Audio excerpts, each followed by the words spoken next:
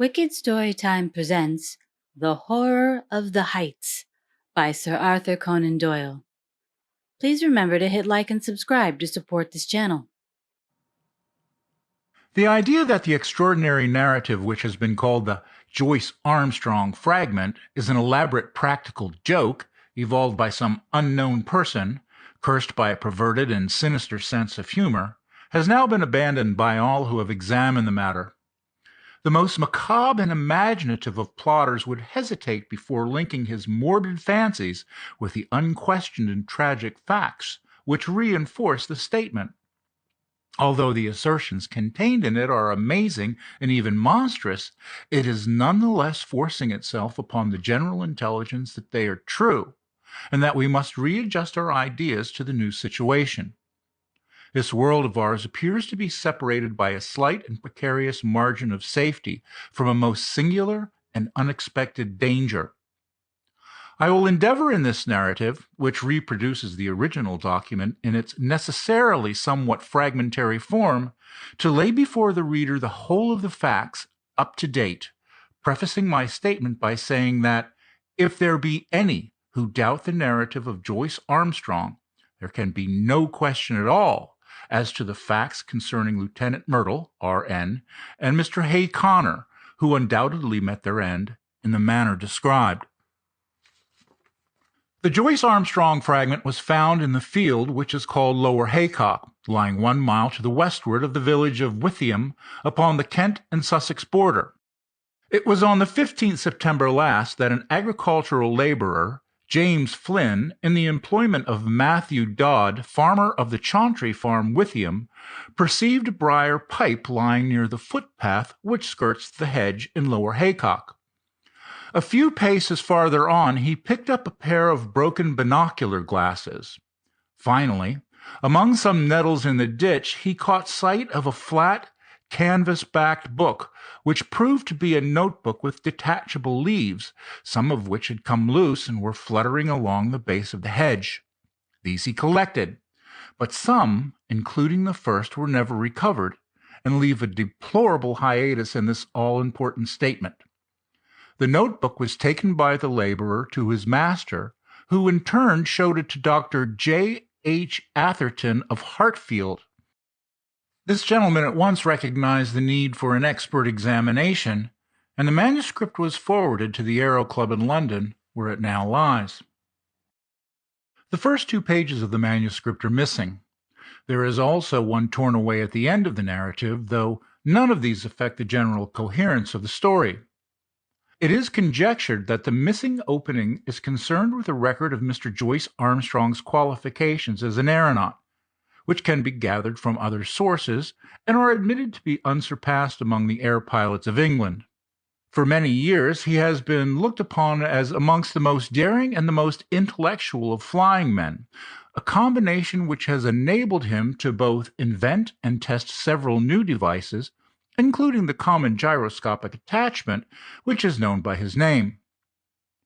The main body of the manuscript is written neatly in ink, but the last few lines are in pencil, and are so ragged as to be hardly legible, exactly, in fact, as they might be expected to appear if they were scribbled off hurriedly from the seat of a moving aeroplane. There are, it may be added, several stains, both on the last page and on the outside cover, which have been pronounced by the Home Office experts to be blood, probably human, and certainly mammalian. The fact that something closely resembling the organism of malaria was discovered in this blood, and that Joyce-Armstrong is known to have suffered from intermittent fever, is a remarkable example of the new weapons which modern science has placed in the hands of our detectives. And now a word as to the personality of the author of this epoch-making statement. Joyce-Armstrong, according to a few friends who really knew something of the man, was a poet and a dreamer, as well as a mechanic and an inventor. He was a man of considerable wealth, much of which he spent in the pursuit of his aeronautical hobby. He had 4 private aeroplanes in his hangar near Devizes, and is said to have made no fewer than 170 ascents in the course of last year. He was a retiring man with dark moods, in which he would avoid the society of his fellows. Captain Dangerfield, who knew him better than anyone, says that there were times when his eccentricity threatened to develop into something more serious. His habit of carrying a shotgun with him in his aeroplane was one manifestation of it. Another was the morbid effect which the fall of Lieutenant Myrtle had upon his mind. Myrtle, who was attempting the height record, fell from an altitude of something over 30,000 feet.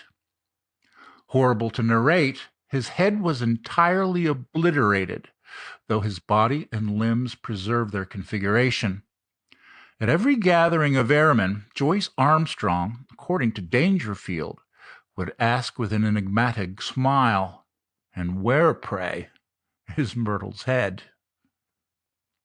On another occasion, after dinner, at the mess of the flying school in Salisbury Plain, he started a debate as to what will be the most permanent danger which airmen will have to encounter. Having listened to successful opinions as to air pockets, faulty construction, and overbanking, he ended by shrugging his shoulders and refusing to put forward his own views, though he gave the impression that they differed from any advanced by his companions. It is worth remarking that after his own complete disappearance, it was found that his private affairs were arranged with a precision which may show that he had a strong premonition of disaster. With these essential explanations, I will now give the narrative exactly as it stands, beginning at page 3 of the blood-soaked notebook. Nevertheless, when I dined at Rheims with Cecilia and Gustav Raymond, I found that neither of them was aware of any particular danger in the higher layers of the atmosphere. I did not actually say what was in my thoughts, but I got so near to it that if they had any corresponding idea, they could not have failed to express it. But then they are two empty, vainglorious fellows with no thought beyond seeing their silly names in the newspaper. It is interesting to note that neither of them had ever been much beyond the 20,000-foot level. Of course, men have been higher than this both in balloons and in the ascent of mountains. It must be well above that point that the aeroplane enters the danger zone, always presuming that my premonitions are correct.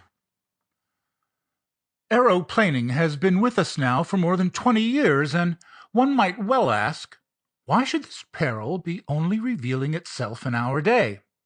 The answer is obvious.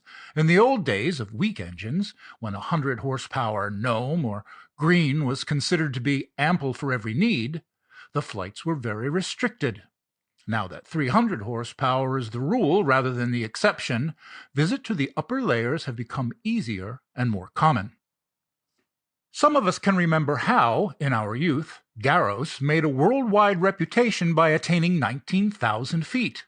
And it was considered a remarkable achievement to fly over the Alps. Our standard now has been immeasurably raised, and there are 25 high flights for one in former years. Many of them have been undertaken with impunity. The 30,000-foot level has been reached time after time with no discomfort beyond cold and asthma. What does this prove? A visitor might descend upon this planet 1,000 times and never see a tiger. Yet tigers exist, and if he chanced to come down in a jungle, he might be devoured. There are jungles of the upper air, and there are worse things than tigers which inhabit them. I believe in time they will map these jungles accurately out. Even at the present moment, I could name 2 of them. One of them lies over the Pau-Biarritz district in France. Another is just above my head as I write here in my house in Wiltshire. I rather think there is a third in the Hamburg-Wiesbaden district. It was the disappearance of the airmen that first set me thinking. Of course, everyone said that they had fallen into the sea, but that did not satisfy me at all. First, there was Verrier in France. His machine was found near Bayonne, but they never got his body. There was the case of Baxter also, who vanished. though his engine and some of the iron fixings were found in a wood in Leicestershire. In that case, Dr. Middleton of Amesbury, who was watching the flight with a telescope, declares that just before the clouds obscured the view, he saw the machine, which was at an enormous height, suddenly rise perpendicularly upwards in a succession of jerks in a manner that he would have thought to be impossible. That was the last ever seen of Baxter. There was a correspondence in the papers, but it never led to anything. There were several other similar cases, and then there was the death of Hay Connor. What a cackle there was about an unsolved mystery of the air, and what columns in the halfpenny papers, and yet how little was ever done to get to the bottom of the business. He came down in a tremendous volplane from an unknown height. He never got off his machine and died in the pilot's seat.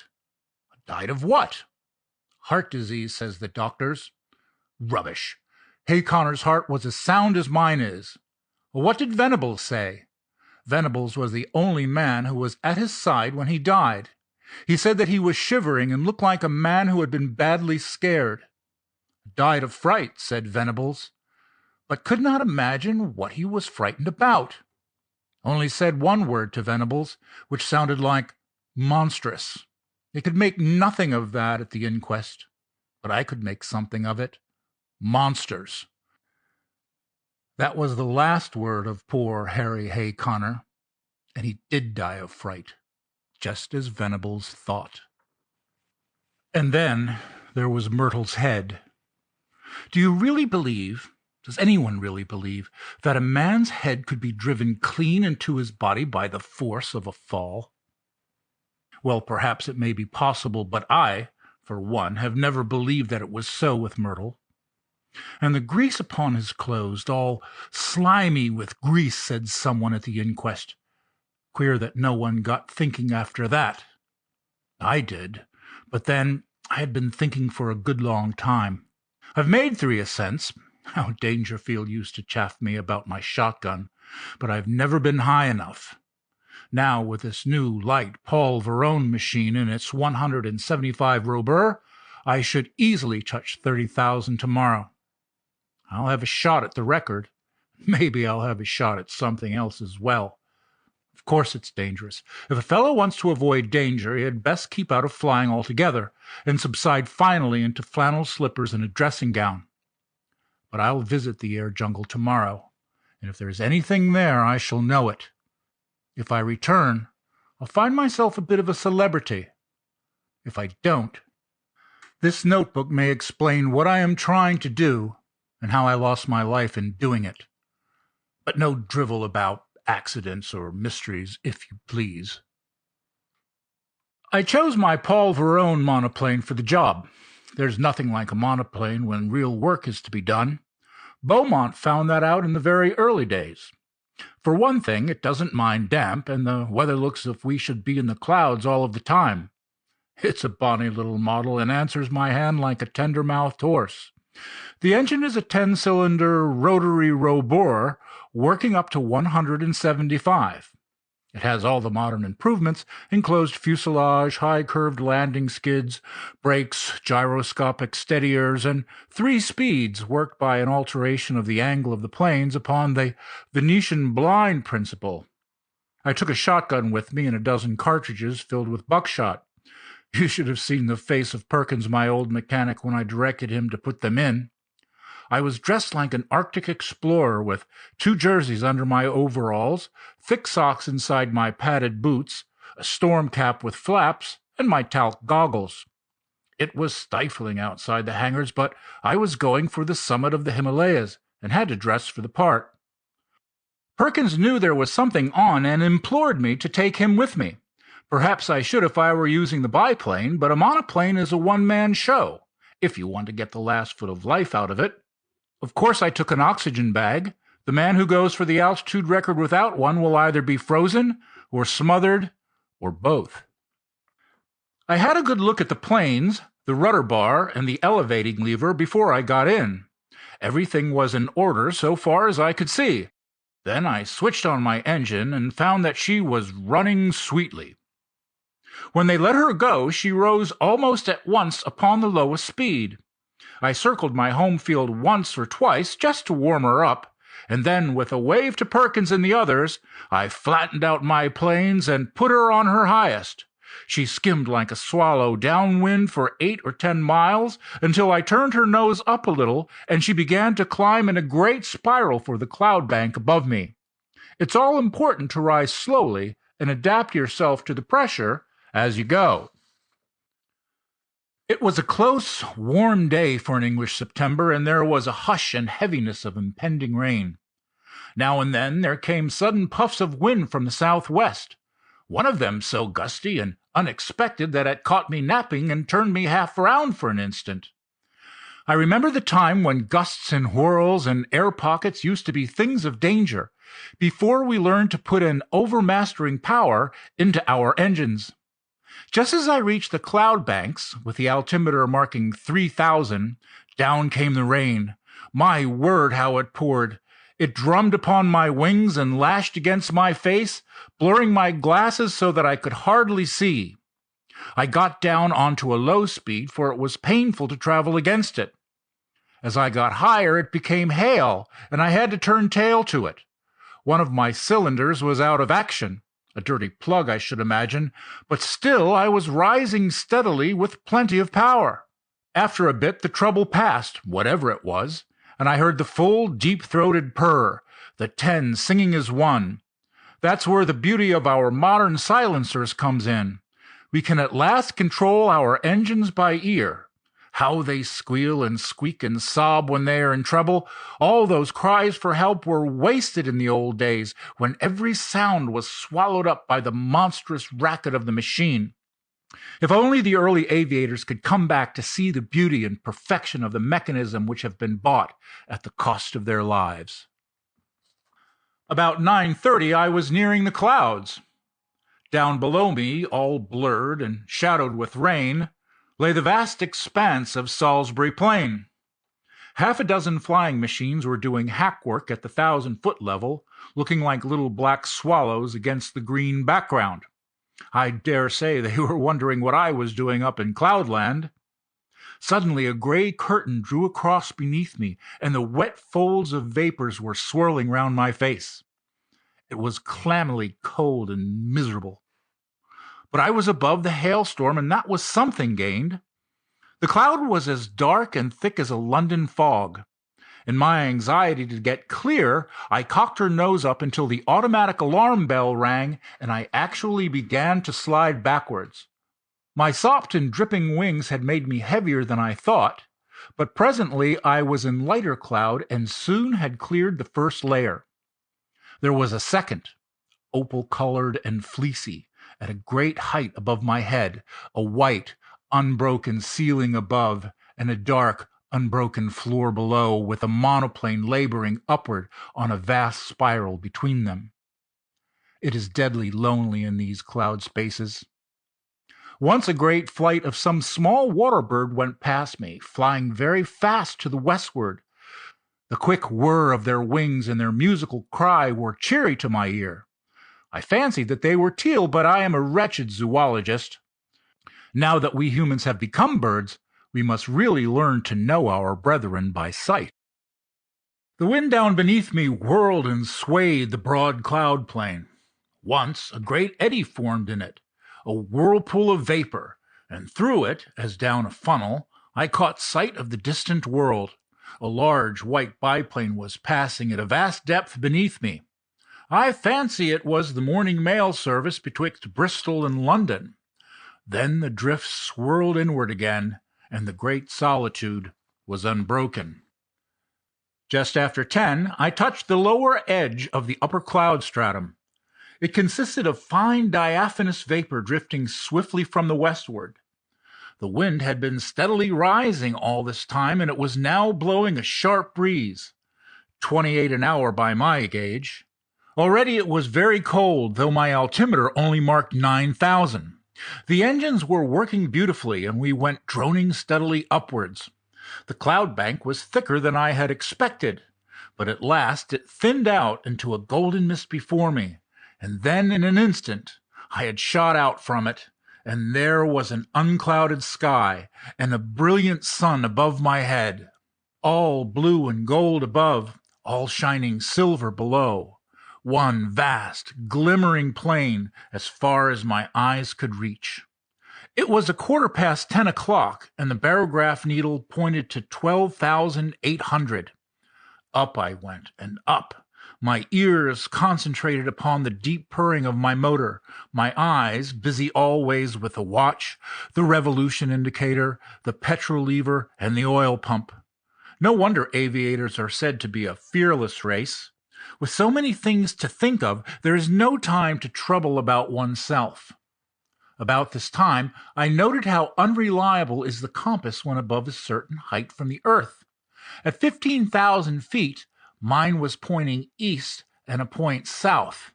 The sun and the wind gave me my true bearings.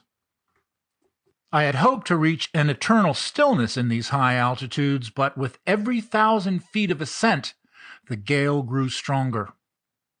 My machine groaned and trembled in every joint and rivet as she faced it, and swept away like a sheet of paper when I banked her on the turn, skimming downwind at a greater pace, perhaps, than ever mortal man has moved. Yet I had always to turn again and tack into the wind's eye, for it was not merely the height record that I was after. By all my calculations, it was above Little Wiltshire that my air jungle lay, and all my labor might be lost if I struck the outer layers at some farther point. When I reached the 19,000-foot level, which was about midday, the wind was so severe that I looked with some anxiety to the stays of my wings, expecting momentarily to see them snap or slacken. I even cast loose the parachute behind me and fastened its hook onto the ring of my leathern belt so as to be ready for the worst. Now was the time when a bit of scant work by the mechanic was paid for by the life of the aeronaut. But she held together bravely. Every cord and strut was humming and vibrating like so many harp strings. But it was glorious to see how, for all the beating and buffeting, she was still the conqueror of nature and the mistress of the sky. There is surely something divine in man himself that he should rise so superior to the limitations which creation seemed to impose. Rise, too, by such unselfish heroic devotion as this air conquest has shown. Talk of human denigration? When has such a story as this been written in the annals of our race? These were the thoughts in my head as I climbed that monstrous inclined plane, with the wind sometimes beating in my face and sometimes whistling behind my ears, while the cloudland beneath me fell away to such a distance that the folds and hummocks of silver had all smoothed out into one flat, shining plain. But suddenly I had a horrible and unprecedented experience. I have known before what it is to be in what our neighbors have called a tourbillon, but never on such a scale as this. That huge, sweeping river of wind of which I have spoken had, as it appears, whirlpools within it which were as monstrous as itself. Without a moment's warning, I was dragged suddenly into the heart of one. I spun round for a minute or two with such velocity that I almost lost my senses, and then fell suddenly, left wing foremost, down the vacuum funnel in the center. I dropped like a stone and lost nearly 1,000 feet. It was only my belt that kept me in my seat, and the shock and breathlessness left me hanging half insensible over the side of the fuselage. But I am always capable of a supreme effort. It is my one great merit as an aviator. I was conscious that the descent was slower. The whirlpool was a cone rather than a funnel, and I had come to the apex. With a terrific wrench throwing my weight all to one side, I leveled my planes and brought her head away from the wind. In an instant I had shot out of the eddies and was skimming down the sky. Then, shaken but victorious, I turned her nose up and began once more my steady grind on the upward spiral. I took a large sweep to avoid the danger spot of the whirlpool, and soon I was safely above it. Just after 1 o'clock, I was 21,000 feet above sea level. To my great joy, I had topped the gale, and with every 100 feet of ascent, the air grew stiller. On the other hand, it was very cold, and I was conscious of that peculiar nausea that goes with the rarefaction of the air. For the first time, I unscrewed the mouth of my oxygen bag and took an occasional whiff of the glorious gas. I could feel it running like a cordial through my veins, and I was exhilarated almost to the point of drunkenness. I shouted and sang as I soared upward into the cold, still outer world. It is very clear to me that the insensibility which came upon Glacier, and in a lesser degree upon Coxwell, when, in 1862, they ascended in a balloon to a height of 30,000 feet, was due to the extreme speed with which a perpendicular ascent is made. Doing it in an easy gradient and accustomizing oneself to the lessened barometric pressure by slow degrees, there are no such dreadful symptoms. At the same great height, I found that even without my oxygen inhaler, I could breathe without undue distress. It was bitterly cold, however, and my thermometer was at 0 Fahrenheit. At 1:30, I was nearly 7 miles above the surface of the earth and still ascending steadily. I found, however, that the rarefied air was giving markedly less support to my planes, and that my angle of ascent had to be considerably lowered in consequence. It was already clear that even with my light weight and strong engine power, there was a point in front of me where I should be held. To make matters worse, one of my sparking plugs was in trouble again, and there was intermittent misfiring in the engine. My heart was heavy with the fear of failure. It was about this time that I had a most extraordinary experience. Something whizzed past me in a trail of smoke and exploded with a loud hissing sound, sending forth a cloud of steam. For the instant I could not imagine what had happened. Then I remembered that the earth is forever being bombarded by meteor stones, and would be hardly inhabitable were they not, in nearly every case, turned to vapor in the high outer layers of the atmosphere.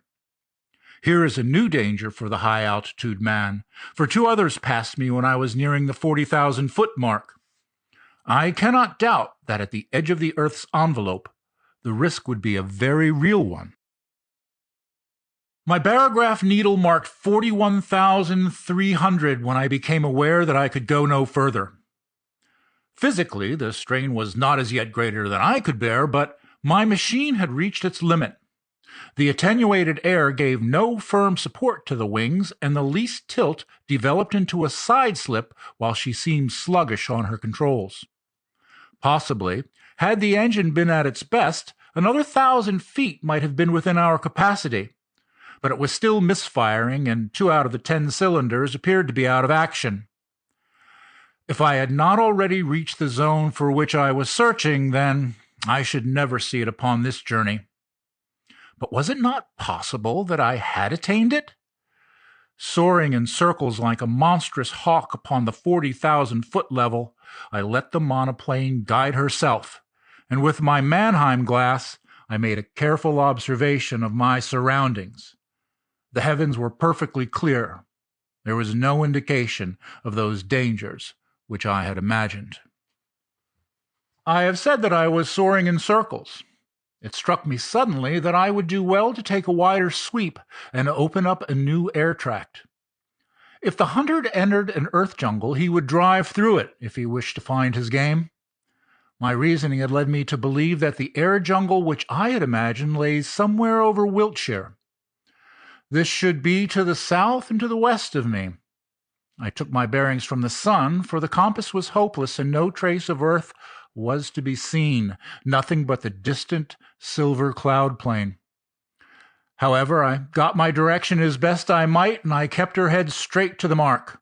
I reckoned that my petrol supply would not last more than another hour or so, but I could afford to use it to the last drop, since a single magnificent volplane could at any time take me to the earth. Suddenly I was aware of something new. The air in front of me had lost its crystal clearness. It was full of long, ragged wisps of something which I can only compare to very fine cigarette smoke. It hung about in wreaths and coils, turning and twisting slowly in the sunlight. As the monoplane shot through it, I was aware of a faint taste of oil upon my lips, and there was a greasy scum upon the woodwork of the machine. Some infinitely fine organic matter appeared to be suspended in the atmosphere. There was no life there. It was inchoate and diffuse, extending for many square miles and then fringing off into the void. No, it was not life, but might it not be the remnants of life?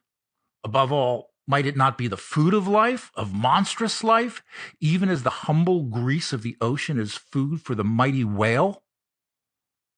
The thought was in my mind when my eyes looked upward and I saw the most wonderful vision that man has ever seen. Can I hope to convey it to you even as I saw it myself last Thursday? Conceive a jellyfish, such as sails in our summer seas, bell-shaped and of enormous size, far larger, I should judge, than the dome of St. Paul's. It was of a light pink color, veiled with a delicate green, but the whole huge fabric so tenuous that it was but a fairy outline against the dark blue sky. It pulsated with a delicate and regular rhythm. From it there depended two long, drooping green tentacles which swayed slowly backwards and forwards. This gorgeous vision passed gently with noiseless dignity over my head, as light and fragile as a soap bubble, and drifted upon its stately way. I half turned my monoplane that I might look after this beautiful creature when, in a moment, I found myself amidst a perfect fleet of them, of all sizes, but none so large as the first. Some were quite small, but the majority about as big as an average balloon, and with much the same curvature at the top. There was in them a delicacy of texture and coloring which reminded me of the finest Venetian glass. Pale shades of pink and green were the prevailing tints, but all had a lovely iridescence where the sun shimmered through their dainty forms. Some hundreds of them drifted past me, a wonderful fairy squadron of strange, unknown argosies of the sky, creatures whose form and substance were so attuned to these pure heights that one could not conceive anything so delicate within actual sight or sound of the earth. But soon my attention was drawn to a new phenomenon, the serpents of the outer air. These were long, thin, fantastic coils of vapor-like material which turned and twisted with great speed, flying round and round at such a pace that the eyes could hardly follow them. Some of these ghost-like creatures were 20 or 30 feet long, but it was difficult to tell their girth, for their outline was so hazy that it seemed to fade away into the air around them. These air snakes were of a very light gray or smoke color, with some darker lines within, which gave the impression of a definite organism. One of them whisked past my very face, and I was conscious of a cold, clammy contact, but their composition was so unsubstantial that I could not connect them with any thought of physical danger, any more than the beautiful bell-line creatures which had preceded them. There was no more solidity in their frames than in the floating spume from a broken wave. But a more terrible experience was in store for me. Floating downward from a great height there came a purplish patch of vapor, small as I saw at first, but rapidly enlarging as it approached me until it appeared to be hundreds of square feet in size. Though fashioned of some transparent, jelly-like substance, it was none the less of much more definite outline and solid consistence than anything which I had seen before. There were more traces, too, of a physical organization, especially two vast, shadowy, circular plates on either side, which may have been eyes, and a perfectly solid white projection between them, which was as curved and as cruel as the beak of a vulture. The whole aspect of this monster was formidable and threatening, and it kept changing its color from a very light mauve to a dark angry purple so thick that it cast a shadow as it drifted between my monoplane and the sun. On the upper curve of its huge body there were three great projections which I can only describe as enormous bubbles, and I was convinced as I looked at them that they were charged with some extremely light gas which served to buoy up the misshapen and semi-solid mass in the rarefied air. The creature moved swiftly along, keeping easy pace with the monoplane, and for 20 miles or more it formed my horrible escort, hovering over me like a bird of prey which is waiting to pounce. Its method of progression, done so swiftly that it was not easy to follow, was to throw out a long glutinous streamer in front of it, which in turn seemed to draw forward the rest of the writhing body. So elastic and gelatinous was it that never for 2 successive minutes was it the same shape, and yet each change made it more threatening and loathsome than the last. I knew that it meant mischief. Every purple flush of its hideous body told me so.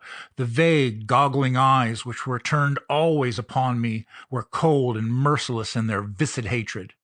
I dipped the nose of my monoplane downward to escape it. As I did so, as quick as a flash, there shot out a long tentacle from this mass of floating blubber, and it fell as light and sinuous as a whiplash across the front of my machine. There was a loud hiss as it lay for a moment across the hot engine, and it whisked itself into the air again while the huge, flat body drew itself together as if in sudden pain. I dipped to a vol peak, but again a tentacle fell over the monoplane and was shorn off by the propeller as easily as it might have cut through a smoke wreath. A long, gliding, sticky, serpent-like coil came from behind and caught me round the waist, dragging me out of the fuselage.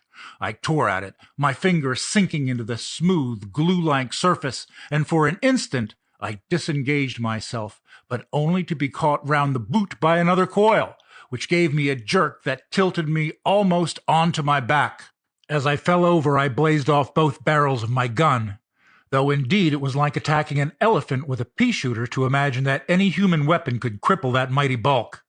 And yet I aimed better than I knew, for with a loud report, one of the great blisters upon the creature's back exploded with a puncture of the buckshot. It was very clear that my conjecture was right, and that these vast, clear bladders were distended with some lifting gas. For in an instant the huge, cloud-like body turned sideways, writhing desperately to find its balance, while the white beak snapped and gaped in horrible fury.